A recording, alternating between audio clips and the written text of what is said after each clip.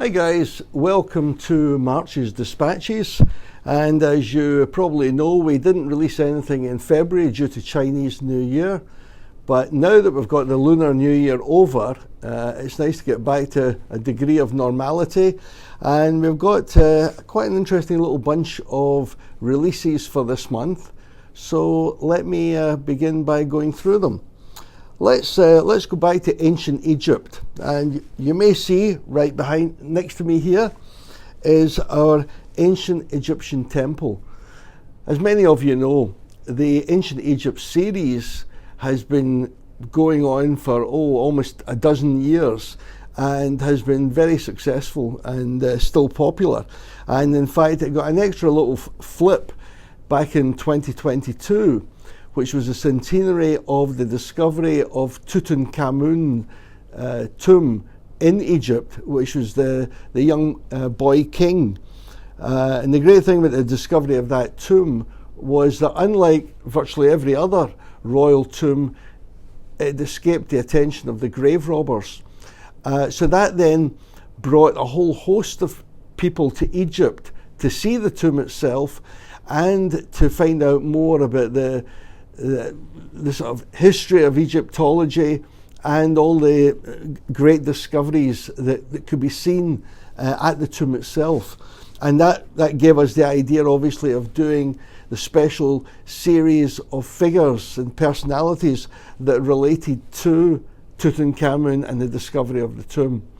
However, it also brought renewed interest in the actual Ancient Egypt series.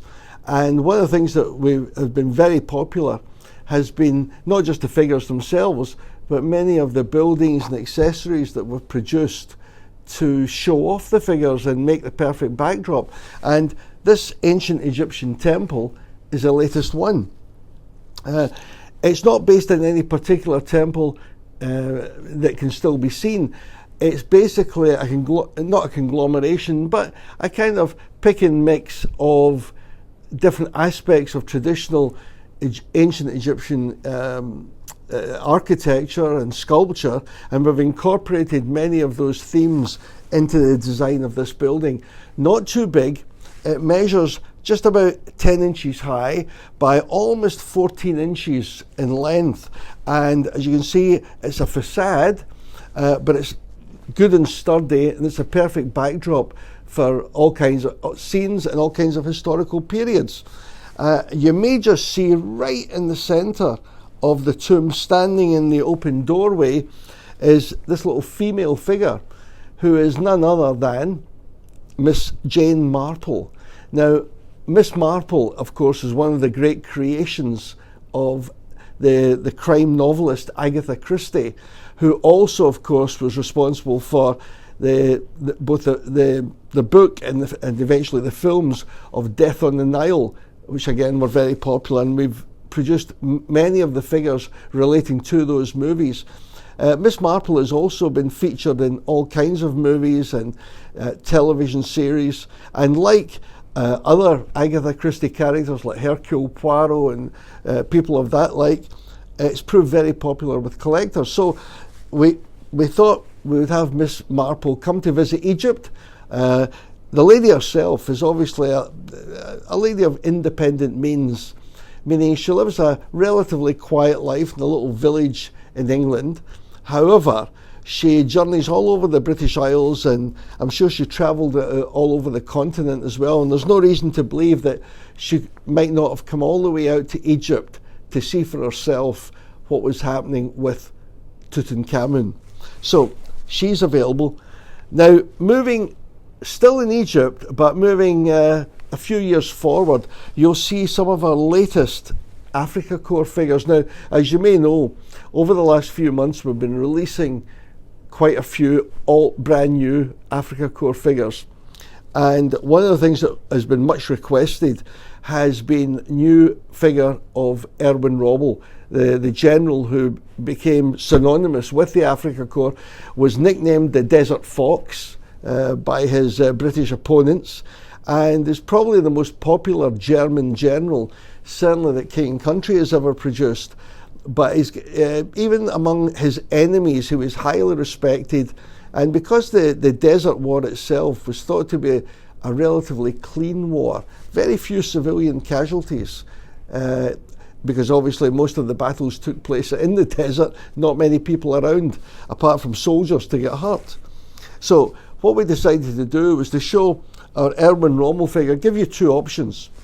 One uniform, he's wearing the desert tan jacket, synonymous with the Afrika Korps. The other figure, he's wearing the white summer tunic, which was introduced to the Wehrmacht in the 1930s, and which he also took to North Africa with him. And you can see actually in many photographs, Rommel will be wearing either one of these tunics, and in fact one or two other uniforms that we've done in the past, but we've never quite done these ones. So we thought we'd give you, it's the same figure, same sculpt, but we thought we'd give you two options of choice. Behind Rommel is a pair of staff officers. Now the general would obviously usually be attended by staff officers in his wake.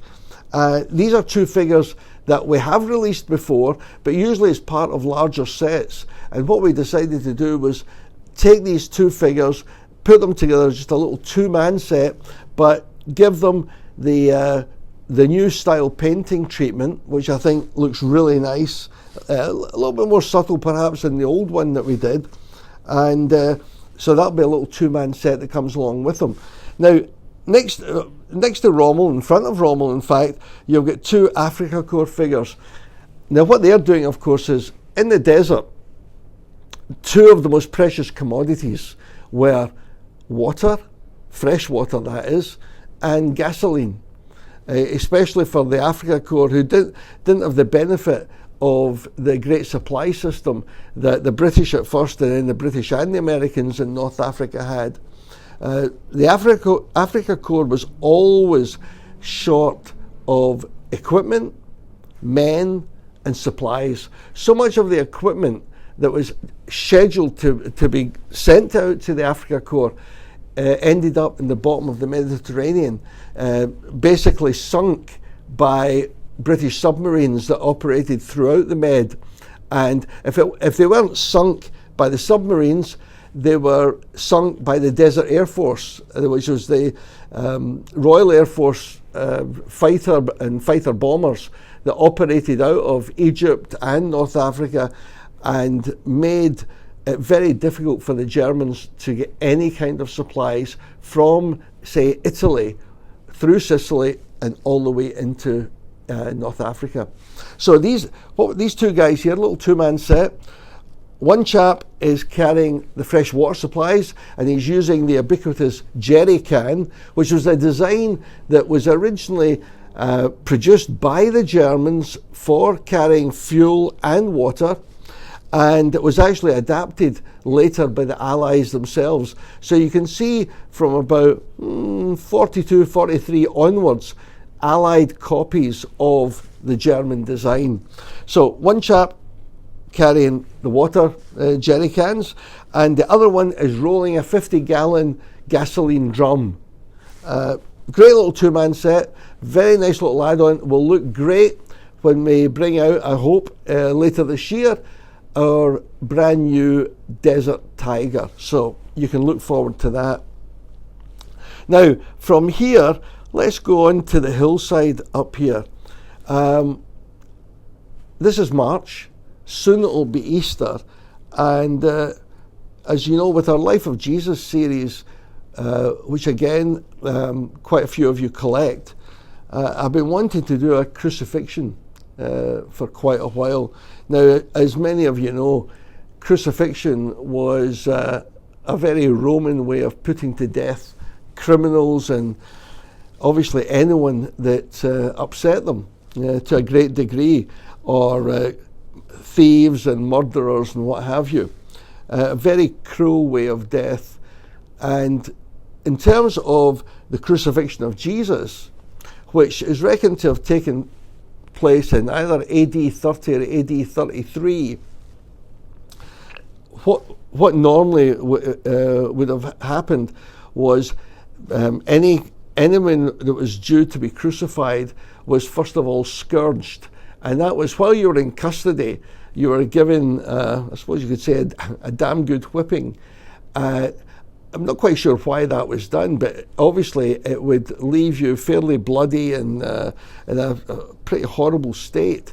And then to make matters worse, you would then be forced to carry part of your cross through the city, out of the jail, through the city, and in this case, up to the hill of Calvary on the outskirts of Jerusalem, where you would be attached to the crossbeam of the cross, and then hoisted into the air. Now, the first way to attach you to the crossbeam, very cruelly, was by driving iron nails through your palm or your wrist into the wood, and then also putting 1 or 2 spikes through your feet to attach you to the T-shaped cross. As you might imagine, very, very, very horrifically painful. But those methods alone wouldn't keep you on the cross. Just the weight of your body would literally drag you off the cross and ripping your hands and anything else. So what they would often do was tie ropes around your arms and perhaps part of your body to hold you on the cross. Now, this method of crucifixion, very slow and, as I said, very painful way to die. And it could take many hours, and for some people even days, before you actually succumbed. But in this case, many of the images that we've ever seen of the crucifixion, if you visit churches and what have you, all you will see is usually Jesus on the cross with nails either through the hands or the wrists, and with no other support. And as I say, that's been proved to be impossible to remain in that condition, fastened to the cross by that. So the ropes were essential to hold you in place on the cross, and in a way to give you an even longer, slower, lingering death. So what we've done here is we've got 2 versions of Jesus. One is, if I could say, the more bloody of the 2, and that's where you actually see many of the wounds that have been inflicted by the scourging, which happened before he was put on the cross, and obviously even the wounds from his hands and feet.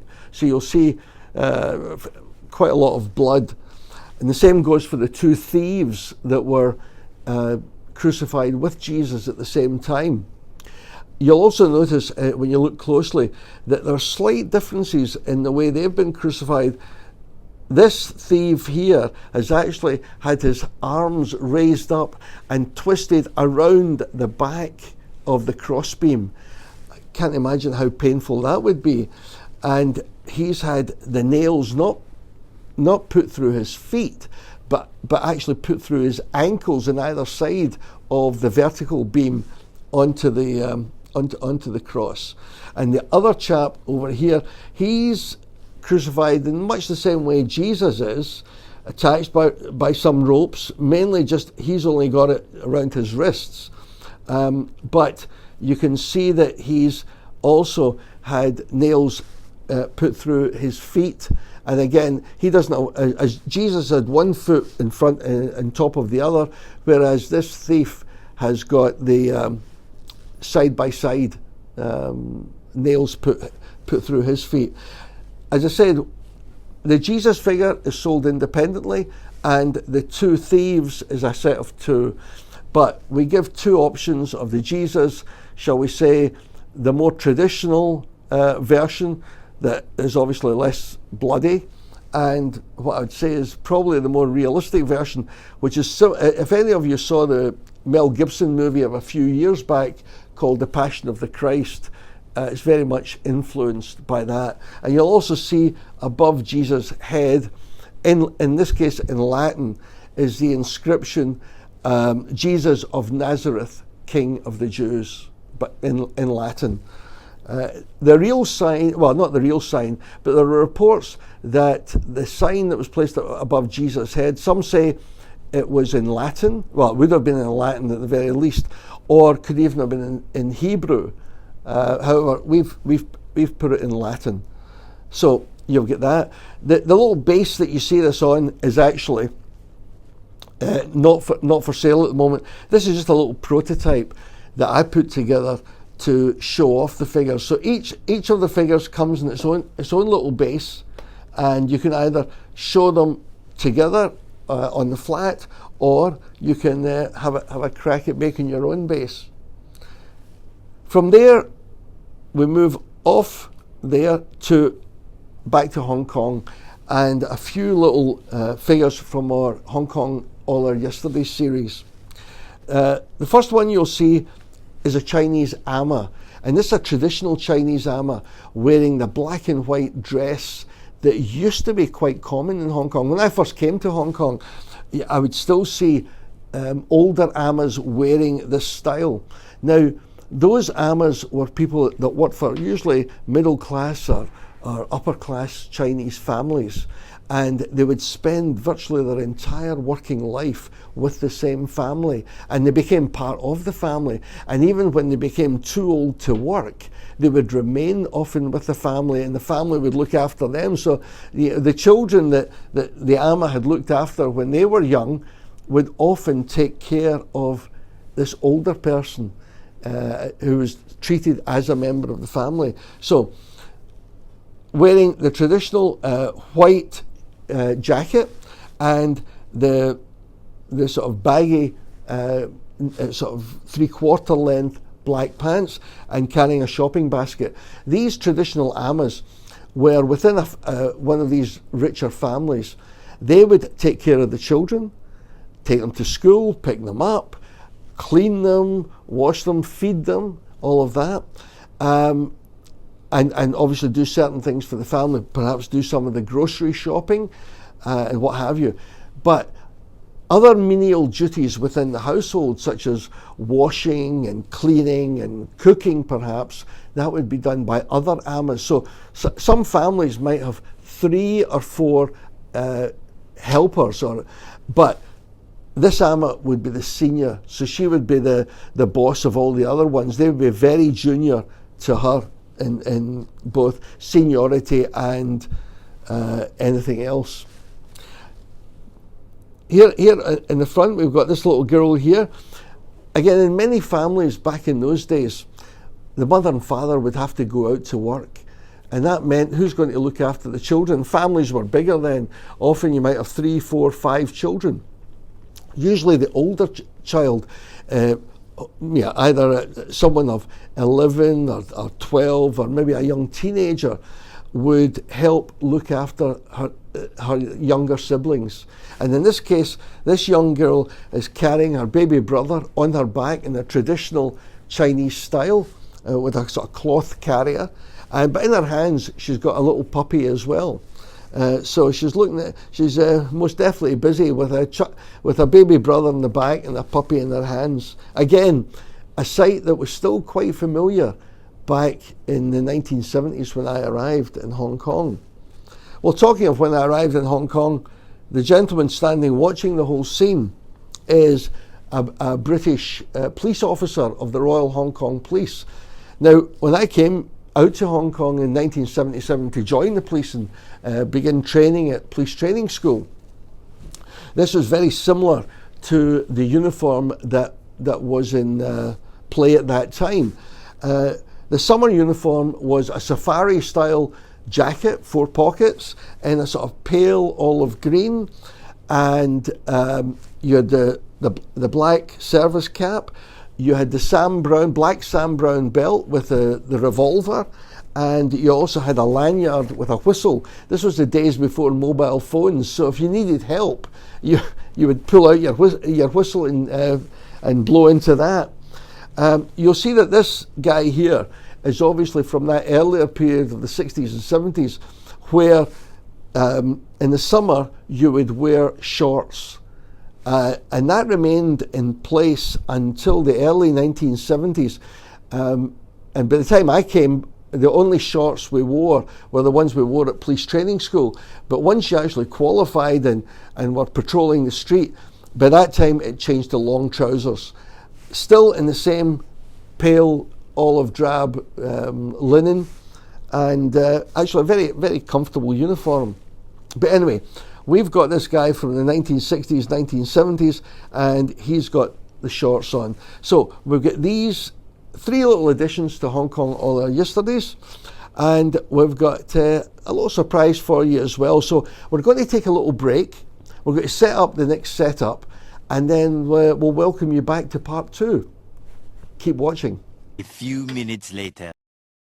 Hi guys, welcome back to part 2 of the March Dispatches.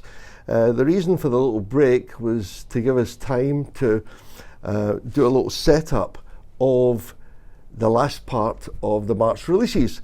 And this is actually quite an important part because it's really launching a new series, or at least a development of an existing series that's very different from what we've done before, especially for this. So let me give you a little bit of background. As you know, for many, many years, King & Country has made, and myself have made a point of going out to meet the collectors and the dealers all around the world. And last July, for the first time in 4 years, we managed to get back down to Australia.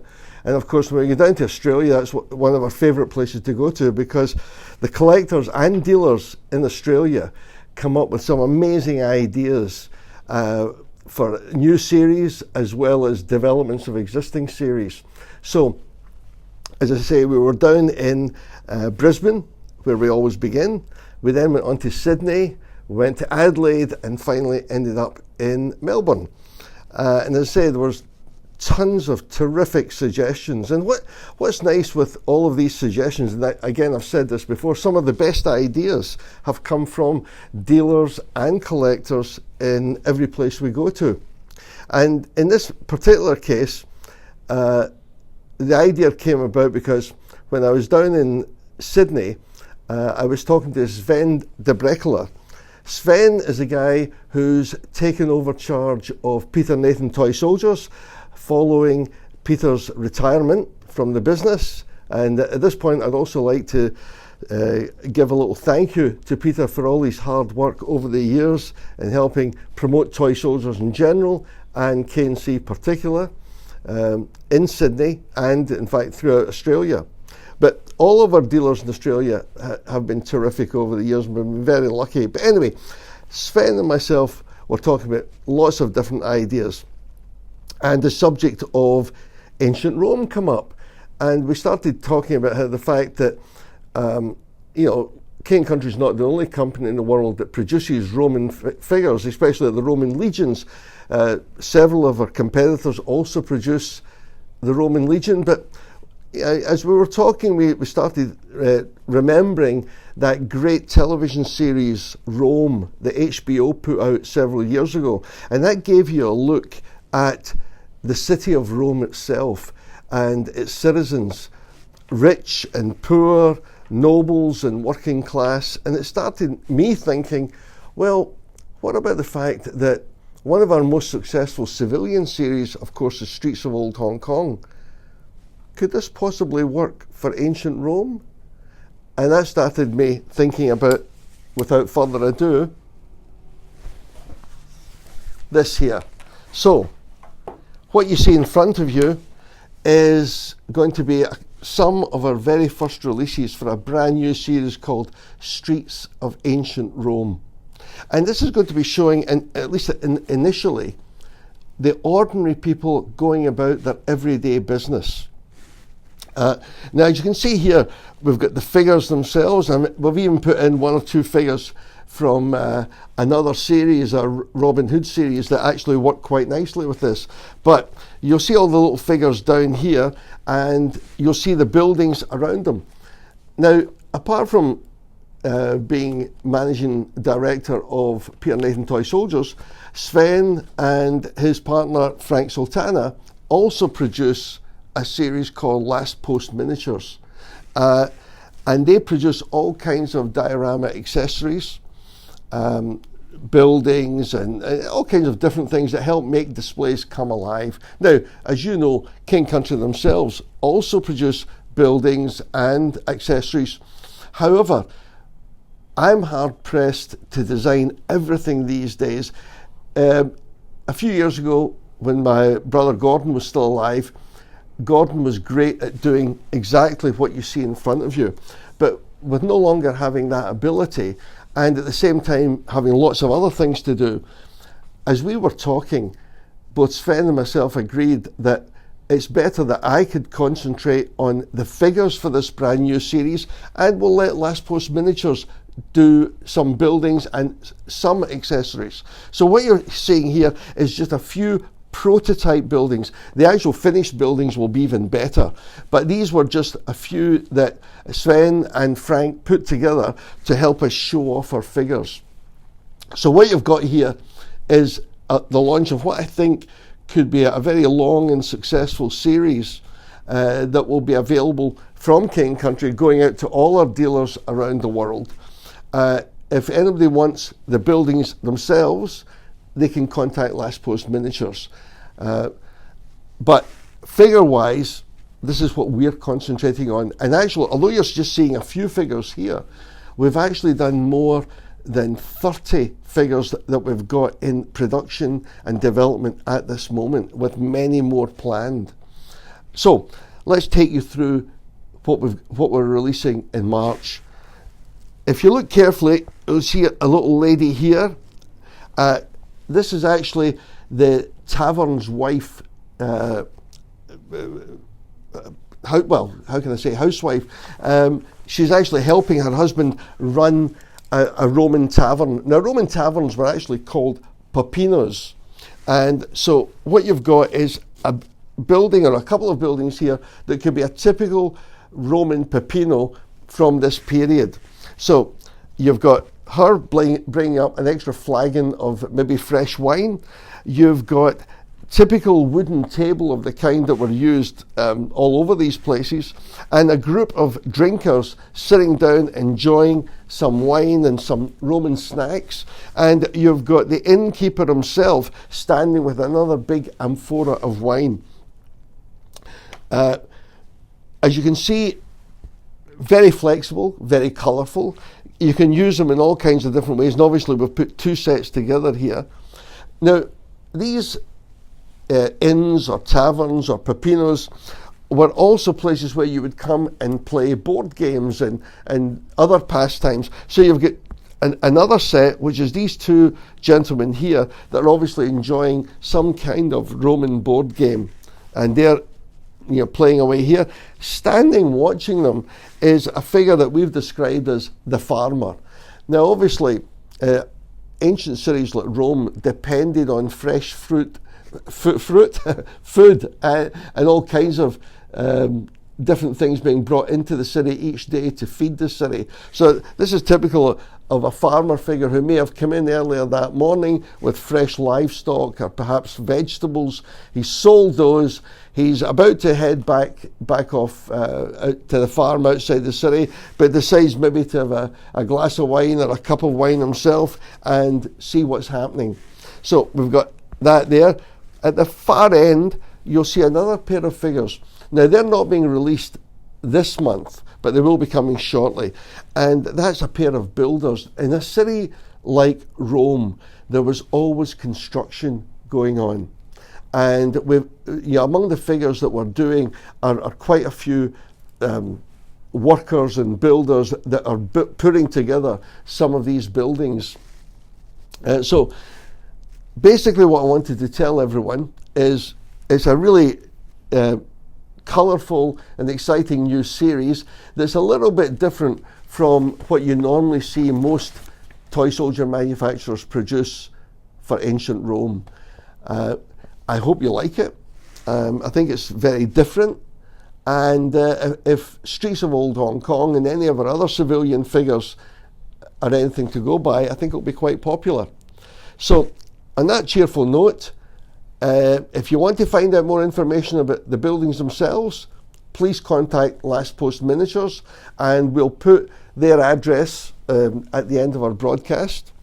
And if you want to find out more about the figures, contact us at King Country. So on that cheerful note, Have a great month, and look forward to seeing you next month. Thank you.